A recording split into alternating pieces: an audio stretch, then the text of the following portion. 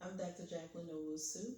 I'm the owner of Renew Health Clinic in Columbus, Georgia, as well as Dr. Owusu Skincare Wellness, and also in Columbus, Georgia, and the senior pastor of Living Free Now Church. Welcome to our channel. Welcome, Renew Health Warriors, to Renew Health Thursdays. Our channel basically promotes a healthy lifestyle with the increased consumption of fruits and vegetables and whole food plant-based. So, last week we posted a video on calcium regulation on part one. And this week we're going to continue calcium regulation part two. So please, if you did not watch the calcium regulation part one, go back and watch it. Okay.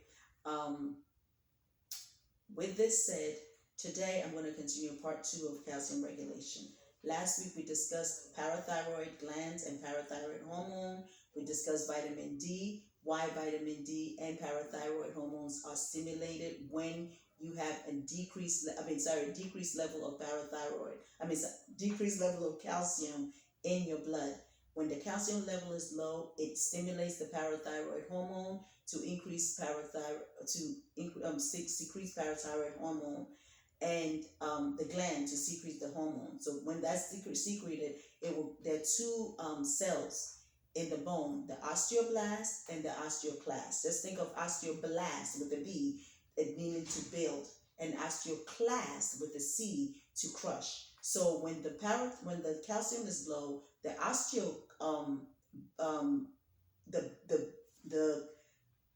the body wants to bring more calcium into the bloodstream, right? So it is not the building one, it's the crushing one, the osteoblast, right? That's going to be stimulated so that it can release the minerals that is holding in the bone mineral. And so the osteoclast is stimulated and it releases calcium and phosphorus into the bloodstream. And then vitamin D, the active form, watch part one. But this video, the active form goes to the gut and absorbs calcium also into the bloodstream. So the blood calcium goes up. When the blood calcium goes up too high, then it will shut off, or when it goes up, then it will shut off the parathyroid hormone. Okay? Part two, we're going to be talking about calcitonin. So calcitonin is actually stimulated when or secreted when the calcium level is high in the bloodstream. So there, between the thyroid hormone and the thyroid gland and the parathyroid gland, right? There are these cells that are called parafollicular cells. These parafollicular cells are stimulated to secrete calcitonin, which is different from calcitrol that we talked about last week, which is the activated form of vitamin D. So when calcitonin is stimulated, then what its function wants to do is to move the blood calcium that is high, right? The calcium that's high in the bloodstream into the bone. So what cells are going to be stimulated? The building one, the osteoblast. So osteoblast is going to be stimulated, and it's going to pull, right, calcium from the bloodstream where it's high into the bone. And the what makes it do that is the calcitonin. So and then when everything is feedback regulated, so when the blood calcium goes down, then the calcitonin is, there's a feedback regulation to stop producing calcitonin. So now you see the calcitonin and parathyroid hormone is not stimulated together. When the blood calcium is low, is going to stimulate and secrete the parathyroid hormone. When the blood calcium is high, it is the parafollicular cells that are going to be stimulated to secrete calcitonin, and this is how the body balances itself with the calcium regulation. Okay, so that balances the calcium in your bloodstream. So high and low, and then it brings it to a homeostasis, okay, an equilibrium. That's how it does it. So calcitonin, parathyroid hormone, and vitamin D. This is how the body, regulates the calcium level in your blood. Okay. With that said, I think I did tell you that this week I was going to give you some foods that are high in calcium. So some plant-based foods, since we focus on plant-based here. So the first set of foods that I'm going to be talking about will be, so this is plant-based foods that are high in calcium. Your green leafy vegetables like collard greens, okay, kale, very high, okra, mustard greens, turnip greens, broccoli, bok choy, spinach. Now be careful of spinach because it has some oxalates and that competes with the calcium. But just be careful, and then it makes the calcium non-effective. But the chard, okay. So all of these are high in calcium, okay. Broccoli, Brussels sprouts, okay. The also fruits that are high in calcium. You have your dried figs, you have oranges, you have blackberries, you have raspberries, you have blueberries, you have um, um, what is this then? Kiwi, pineapple. You have papaya, and you have lectin. So these are all high fruits that are high in calcium.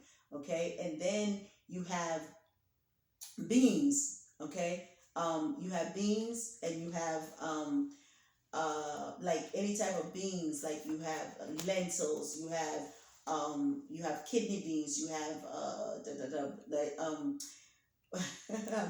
you have kidney beans, you have the black beans, you have there's all kinds of beans and lentils, okay?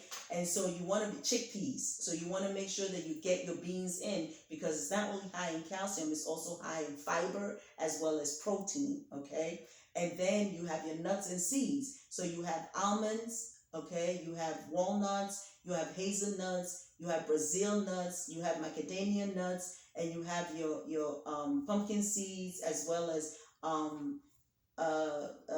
pumpkin seeds, and you have sunflower seeds. That's sunflower seeds. Those are very, very high in you have vegetables such as potatoes.